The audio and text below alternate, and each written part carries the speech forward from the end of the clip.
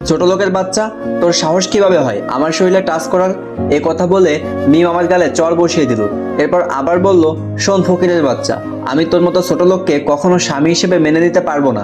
আর তুই যদি আমার কাছে স্বামীর দোকান ফলাতে আসিস তাহলে তোর খবর আছে। মিমের মুখে এসব কথা শুনে আমার মাথায় যেন আকাশ ভেঙে পড়লো। আমি বললাম, তাহলে এখন তুমি কি চাও? মিম বলল, ডিভোর্স।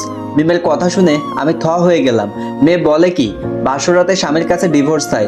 আমি বললাম, তাহলে বিয়েটা কেন করলে? মিম বলল, আমি কি তোকে ইচ্ছা করে বিয়ে করছি নাকি? সব প্ল্যান ঠিকই ছিল, মাঝখান থেকে তুই এসে আমার সব প্ল্যান নষ্ট করে দিলি। আমি একটু অবাক হয়ে বললাম, কিসের প্ল্যান? মিম বলল, আমার জন্য যে ছেলে ঠিক করেছিল আমি তাকে নিষেধ করি বিয়ে না করার জন্য, কারণ আমার বয়ফ্রেন্ড আছে। আর বিয়েটা ক্যান্সেল হয়ে গেলে আমি আমার বিএফের সাথে বিয়েটা করতে পারতাম, কিন্তু তোর জন্য আমার সব শেষ হয়ে গেল। তুই কখনো আমার কাছে আসবি না, আমি তোকে স্বামী হিসেবে মানি না। তুই কখনো আমার কাছে আসবি না, আমি তোকে স্বামী হিসেবে মানি না। আমি যেন কথা বলার ভাষা হারিয়ে ফেলছি। কি হচ্ছে কিছুই বুঝলেন না তো? চলেন বিষয়টা বুঝিয়ে বলি। এতক্ষণ যার সাথে আমার কথোপকথন হচ্ছিল সে আসলে আমার মামাতো বোন। আজ তার বিয়ে ছিল, কিন্তু বিয়ের ঠিক 1 ঘন্টা আগে বরপক্ষ মামাকে জানিয়ে দেয় তারা বিয়েতে আসতে পারবে না। এই কথা শুনে মামা তো জ্ঞান হারানোর মতো অবস্থা। মামা কি করবে কিছু বুঝতে পারছে না। তখনই মামা আমার দিকে তাকালো। এরপর আমার আম্মুকে বলল, বুবু এখন তুমি আমার মান সম্মান রক্ষা করতে পারো। আম্মু একটু অবাক হয়ে বলল, কিভাবে? মামা বলল, আমাদের মাহিনের সাথে মিমের বিয়ে দেব। এই কথা শুনে আমার তো মনে লাড্ডু ফুটতে শুরু করে, কারণ আমি আগে থেকেই মিমকে পছন্দ করতাম, কিন্তু কখনো বলা হয়নি সাহস করে। এরপর আম্মু বলল, কিন্তু মিম কি মেনে নেবে? মামা বলল, কেন নিবে না, অবশ্যই নিবে, শুধু তোমরা রাজি হও। এরপর আম্মু একটু ভেবে তারপর রাজি হলো। আর এরপরে আমাদের বিয়েটা হয়ে গেল। মিমকে নিয়ে আমাদের বাড়িতে চলে আসলাম। আর এরপরে ঘটনা তো আপনারা সবই জানেন। আমি রুম থেকে বেরিয়ে আসলাম, ছাদে চলে গেলাম। ও, আমার পরিচয়টাই তো এখনো দেওয়া হলো না। আমার নাম তো সবাই জানেন, মাহিন। আমি ঢাকায় একটা ছোটখাটো জব করি, বেতন খুব একটা বেশি না। আর তাই মিম আমাকে গরিব ছোট লোক বলে অপমান করলো। ছাদে দাঁড়িয়ে একটা সিগারেট ধরালাম, মনে মনে ভাবলাম হঠাৎ করে সবকিছু হয়ে গেল তো, তাই মনে হয় মিম একটু রেগে এসব বলছে। সিগারেট শেষ করে রুমে গেলাম। না, খাটে শোয়া যাবে না, নিচেই ঘুমাই। মিমের রাগটা কমুক, এরপর নিচে শুয়ে পড়লাম। সকালে ঘুম ভাঙলো, চোখ পড়লো মিমের মুখের ওপর। চুলগুলো ঠোঁটের কাছে উঠছে, কি মায়াবী মুখটা। আমি উঠে চুলগুলো সরিয়ে দিতে যাব, তখনই মিমের ঘুম ভেঙে গেল। ঠাস করে আমার গালে বসিয়ে দিল একটা চড়। ছোট লোকের বাচ্চা, তোকে না কাল বলেছি তুই আমাকে টাচ করবি না? যখনই দেখলি সুযোগ তখনই টাচ করলি। আমি বললাম, দেখো আমি। মিম আমাকে থামিয়ে বলল, থাক, তোরা নাটক সাজাতে হবে না, ছোট লোকের বাচ্চা। এরপর মিম ওয়াশরুমে চলে গেল। আমি ঠায় দাঁড়িয়ে রইলাম। একটু পরে আম্মু এসে খেতে ডাকলো। খাওয়ার সময় আম্মু বলল, কিরে মিম, তোর কোনো সমস্যা হচ্ছে না তো? যদি কোনো সমস্যা হয় তাহলে আমাকে নিজের মা মনে করে সব বলবি। বাবা বলল, হ্যাঁ রে মা, আমাদেরকে আপন করে নিতে পারবি তো? দেখলাম মিমের চোখ লাল হয়ে গেছে, তবুও মাথা নাড়লো। খাওয়া শেষ করে রুমে চলে গেল মিম। আমি একটু বাইরে আসলাম, বিয়ের জন্য অফিস থেকে ছুটি নিয়েছি, তাই অফিসে গেলাম না। বাইরের দোকান থেকে একটা সিগারেট কিনে সিগারেটের ধোঁয়া উড়াচ্ছি আর মিমের কথাগুলো ভাবছি। মিম কি সত্যি আমাকে মেনে নিবে না? না, আমাকে মিমের ভালোবাসা আদায় করে নিতেই হবে। মিম আমাকে যতই অবহেলা করুক না কেন, আমি সব সহ্য করব। দুপুরের পরে বাসায় গেলাম। আম্মু বলল, কি সারাদিন কই ছিলি? আমি বললাম, একটু বাইরে ছিলাম আম্মু। এরপর রুমের দিকে আসলাম। রুমের কাছে এসে মনে হলো মিম হয়তো কারোর সাথে ফোনে কথা বলছে। একটু শোনার চেষ্টা করলাম। অপাশ থেকে কি বলছে তা শুনতে পেলাম না, কিন্তু মিমের কথা স্পষ্ট শুনতে পেলাম। মিম বলছে, দেখো আবির, আমি এখানে থাকতে পারছি না। এই ছোট লোকের সাথে আমি এক মুহূর্তও থাকতে পারবো না, তুমি আমাকে নিয়ে যাও। মিমের ফোনে কথা বলা শেষ হলে আমি রুমে গেলাম। আমাকে দেখে মিম একটু চমকে উঠলো। আমি বললাম, কার সাথে কথা বলছিলে? মিম বলল, কার সাথে কথা বলছিলাম তাকে আমার তোকে বলতে হবে? আমি আর কোনো কথা বললাম না। 3 দিন পরে আজ অফিসে আসলাম। অফিসে আমার বন্ধু শাকিল বলল, কিরে, বিয়ের পর কেমন কাটছে তোদের দিন? আমি একটু হেসে বললাম, ভালোই। মনে মনে বললাম, এত ভালো কাটছে যা কখনো কল্পনাতেও ভাবিনি। এরপর বিকালে অফিস শেষ করে বাসায় চলে এলাম। দেখলাম আম্মু আর মিম বসে আছে। আমি রুমে আসলাম, চেঞ্জ করে খাবার খেয়ে বাইরে গেলাম। রাতে বাসায় এসে দেখি মিম ফোনে কথা বলছে, কিন্তু আজ আমাকে দেখে আর ফোন কাটলো না। আমার সামনে বলল, আবির, তুমি কবে দেখা করবে আমার সাথে? আমি রুম থেকে ছাদে চলে এলাম। কিছু ভালো লাগছে না। মিম কি তাহলে সত্যি আমার থেকে ডিভোর্স চাই? সিগারেটের ধোঁয়া উড়াচ্ছি আর ভাবছি, তাহলে আমাকে বিয়ে করার কি দরকার ছিল? তখন সবার সামনে বললেই তো হতো যে আমি অন্য কাউকে ভালোবাসি। মাঝখান থেকে আমার জীবনটা নষ্ট করার কি দরকার ছিল? এভাবে প্রায় 1 মাস কেটে গেল। মিমের অবহেলা আমার প্রতি আগের মতোই আছে। আমার অফিসটা আজ একটু তাড়াতাড়ি শেষ হলো, তাই বাসার উদ্দেশ্যে রওনা হলাম। রাস্তা দিয়ে যাচ্ছি, তখনই মনে হলো আমার খুব পরিচিত কেউ অন্য একটা রিকশায় করে যাচ্ছে। আমি তাদের পিছু নিলাম। হ্যাঁ, আমার সন্দেহই ঠিক, এটা মিম। কিন্তু পাশে ওই ছেলেটা, আমি তো ওকে চিনি। কলেজে একসাথে পড়ালেখা করেছি, কিন্তু একটা থার্ড ক্লাস ছেলে মানে প্লে বয়, সব ধরনের খারাপ কাজের সাথেই জড়িত। কিন্তু মিমের খপ্পরে কিভাবে পড়লো? না, যেভাবেই হোক মিমকে বোঝাতে হবে এই ছেলেটা ভালো না।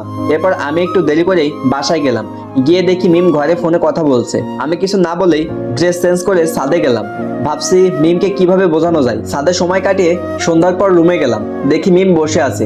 আমি গিয়ে বললাম, কোথায় ছিলে আজ? কোথায় গেছিলাম তা কি তোকে বলতে হবে, ছোট লোকের বাচ্চা? আমি কোনো কথা বললাম না। মিম আমাকে বলল, তুই আমাকে কবে ডিভোর্স দিবি তাই বল। আমি বললাম, দেখো বিয়েটা কোনো ছেলে খেলা নয়, আর তুমি যে ছেলের সাথে রিলেশনে আছো ছেলেটা একটা থার্ড ক্লাস খারাপ ছেলে। মিম আমাকে এবার একটা থাপ্পড় দিয়ে বলল, কুত্তার বাচ্চা, আবিরের সম্পর্কে কথা বলার সাহস কে দিছে তোকে? তোর কি যোগ্যতা আছে আবিরের সম্পর্কে কথা বলার? করিস তো একটা 2 টাকার চাকরি। আজ খুব কষ্ট লাগলো আমার মিমের এই ব্যবহারে। আমি তো ভালো কথাই বলতে চেয়েছিলাম, কিন্তু আমাকে অপমান করলো। এভাবে প্রায় 6 মাস কেটে গেল। মিমকে আমি অনেক ভালোবেসে ফেলছি, কিন্তু মিম আমাকে অপমান ছাড়া আর কিছুই দেয় না। মিম মাঝে মাঝেই আবির নামে ওই ছেলেটার সাথে দেখা করতে যায়, ঘুরতে যায়। আমার অধিকার থাকার পরও আমি কিছুই বলতে পারি না। একদিন একটা পার্কে বসে আছি, হঠাৎ একটা জায়গায় চোখ পড়লো। ছেলেটাকে চেনা চেনা লাগছে। আর হ্যাঁ, এটা তো আবির, কিন্তু মেয়েটাকে দেখলাম তারা পার্কে বসে একে অপরকে জড়িয়ে ধরে আছে। সুযোগটা আমি মিস করলাম না। তাদের কুকর্ম সবই আমার ফোনে ভিডিও করে নিলাম। যাক, এবার মিমকে অন্তত এটা দেখে বোঝাতে পারবো যে আবির কতটা ভালো। বাসায় এসে একটু রেস্ট নিলাম। মনে মনে ভাবছি মিম এটা দেখার পর কি করবে। ও, আপনাদের তো বলাই হয়নি, ডিভোর্সের জন্য আমরা উকিলের সাথে কথা বলেছি, আর কিছুদিনের ভেতর ডিভোর্স পেপার হাতে পেয়ে যাব। ভাবছি এই ভিডিওটা দেখার পর মিম কি এরপরও আবিরের কাছে যাবে, নাকি আমার সাথে থাকবে। এভাবে আরো কিছুদিন কেটে গেল। আমি আর আমার বন্ধু শাকিল একদিন একটা রেস্টুরেন্টে বসে আছি। চোখ পড়লো সামনের টেবিলে, দেখলাম আবির আজকে অন্য একটা মেয়ে নিয়ে আসছে। মনে মনে ভাবলাম আজ হাতে নাতে প্রমাণটা দিব। মিমকে একটা ছবি পাঠালাম শাকিলের ফোন থেকে, আবির আর ওই মেয়েটার ছবি। সাথে সাথে রেস্টুরেন্টের ঠিকানাও পাঠিয়ে দিলাম। কিছুক্ষণ পরে দেখি মিম চলে এসেছে। এখন একটা সিনেমা দেখা যাবে। মিম এসেই আবিরের কলার ধরলো। আমি আর শাকিল লুকিয়ে পড়লাম একটা জায়গায়। মিম আবিরকে বলল, এটা কে? আবিরের সাথে থাকা মেয়েটা বলল, এ মেয়ে, তুমি আমার হাজবেন্ডের কলার ধরছো কেন? মিম অবাক হয়ে বলল, হাজবেন্ড মানে? এরপর ওই মেয়েটা আবিরকে বলল, আবির, এই মেয়েটাকে? আবির বাবা তো পড়ছে মানকার চিপায়, কি বলবে কিছুই বুঝতে পারছে না। মিম বলল, আমার সাথে প্রেম করে এখন অন্যজনকে নিয়ে সংসার করছিস, কুত্তার বাচ্চা? এরপর মিম আবিরের গালে কয়েকটা বসিয়ে দিল। এরপর মেয়েটা বলল, তুই আমাকে বিয়ে করে এখন অন্য মেয়ের সাথে টাঙ্কি মারছিস? মেয়েটাও কয়েকটা বসিয়ে দিল। দেখ বেটা এখন কেমন লাগে। এরপর মিম সেখান থেকে চলে গেল। দেখে মনে হলো অনেক কষ্ট পাইছে। এরপর আমি আর শাকিলও চলে এলাম। রাতে বাসায় গিয়ে দেখি মিম ঘরে শুয়ে আছে। আমি কিছুই বললাম না। মনে হলো মন খারাপ। রাতে শুতে যাব, তখনই মিম বলল, মাহিন তুমি খাটে শুতে পারো। ব্যাপার কি, একদিনেই তুই থেকে তুমি? আমি বললাম, না থাক, আমি ছোট লোকের বাচ্চা, যদি আপনার গায়ে টাচ লাগে। তাছাড়া আমার নিচে শুতে শুতে অভ্যাস হয়ে গেছে। মনে মনে ভাবলাম মিম হয়তো নিজের ভুলটা বুঝতে পারছে, কিন্তু আমি এত সহজে ক্ষমা করব না। এই কয় মাসে আমাকে অনেক কষ্ট দিয়েছে মিম। এরপর আমি নিচেই শুয়ে পড়লাম। পরের দিন সকালে ঘুম থেকে উঠে আমি তো অবাক, দেখি মিম আমার জন্য চা বানিয়ে আনছে। মিম বলল, এই নাও তোমার চা। আমি বললাম, সকালে চা খাওয়ার অভ্যাস আমার নেই। এই বলে ওয়াশরুমে চলে গেলাম। মিম সেখানেই দাঁড়িয়ে থাকলো। এভাবেই কিছুদিন চলে গেল। মিম এখন আমার প্রতি অনেক দুর্বল হয়ে পড়ছে। সবসময় আমার কাছে থাকার চেষ্টা করে, তবে আমি কোনো পাত্তা দেই না, কারণ মিম আমাকে অনেক অপমান করছে। ভালোবাসার মানুষ কষ্ট দিলে কেমন লাগে মিম একটু অনুভব করুক। এর মাঝে ডিভোর্স পেপার হাতে পেয়ে গেলাম। আর 3 দিন পরে মিমের বার্থডে। ভাবলাম মিমকে সারপ্রাইজ দিব। ওই দিন মিমকে আপন করে নিব। দেখতে দেখতে মিমের বার্থডে চলে এলো। সকালে টেবিলের উপর একটা খাম রেখে আসলাম। খামের ভিতরে কি তা একটু পরেই জানতে পারবেন। মিম দেখলো টেবিলের উপর একটা খাম, যেখানে লেখা ডিভোর্স পেপার। মিম বুঝে গেল কিছুদিন আগে তারা যে ডিভোর্স করার জন্য আবেদন করেছিল হয়তো সেটাই। আমি তার সাথে একটা চিঠিও রেখেছিলাম। মিম চিঠিটা খুললো। নিন, এতদিন আপনি যা চেয়েছিলেন তাই দিয়ে দিলাম। এবার তো আপনি খুশি? আমার সাইন করা আছে, এখন শুধু আপনার সাইনটা করলেই হয়ে যায়। মিমের মাথায় যেন আকাশ ভেঙে পড়লো। মিম ভাবলো, আমি তো এখন মাহিনকে অনেক ভালোবেসে ফেলছি। মাহিন সত্যি আমাকে ডিভোর্স দিয়ে দিল? না, আমি মাহিনকে ছাড়া বাঁচবো না, কারণ মাহিনকে আমি অনেক ভালোবেসে ফেলছি। একটু পরে আম্মুর কল আসলো। মাহিন, কোথায় তুই? তাড়াতাড়ি সদর হসপিটালে চলে আয়। মিমের হাত কেটে সুইসাইড করতে গিয়েছিল। মায়ের কথা শুনে আমার হাত থেকে ফোনটা পড়ে গেল। মিমকে সারপ্রাইজ দিতে গিয়ে আমি সারপ্রাইজ পেয়ে গেলাম। আমি হাসপাতালে চলে আসলাম। ডাক্তার বললেন এখন রোগীর সাথে কথা বলতে পারেন। এরপর সবাই মিমের সাথে দেখা করলো। সবার শেষে আমি গেলাম। মিম অন্যদিকে মুখ ঘুরিয়ে আছে। আমি গিয়ে হাতটা ধরলাম। মিম বলল, আমার হাত ধরছো কেন? তুমি তো আমাকে মুক্ত করে দিতে চাইছিলে, তাহলে আবার কেন আসছো? আমি বললাম, সব বুঝলাম, কিন্তু তুমি সুইসাইড করতে গেলে কেন? মিম বলল, আমি তোমাকে অনেক ভালোবেসে ফেলছি, তুমি আমাকে ডিভোর্স পেপারে সাইন করতে বলছো। আমি বললাম, তুমি কি ওই সাইন করা পেপারটা পড়ছো? মিম বলল, না। আমি এবার পেপারটা হাতে দিয়ে বললাম, এবার পড়ো। মিম পুরোটা পড়ে তো অবাক। সেখানে লেখা ছিল, শুভ জন্মদিন। আজকের এই দিনে তোমাকে দেওয়ার মতো কোনো দামি গিফট আমার কাছে নাই, তবে যেটা আছে সেটা তুমি অন্য কোথাও পাবে না।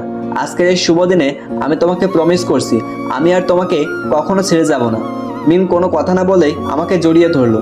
কি বন্ধুরা, এরপরের কাহিনীও কি শুনতে চান? না, অনেক শুনছেন, এবার একটা লাইক দিয়ে চলে যান, কারণ বাকি অংশ শোনাতে গেলে আমার লজ্জা করবে। আর হ্যাঁ, যাওয়ার আগে সাবস্ক্রাইব করে দিয়ে যাবেন কিন্তু।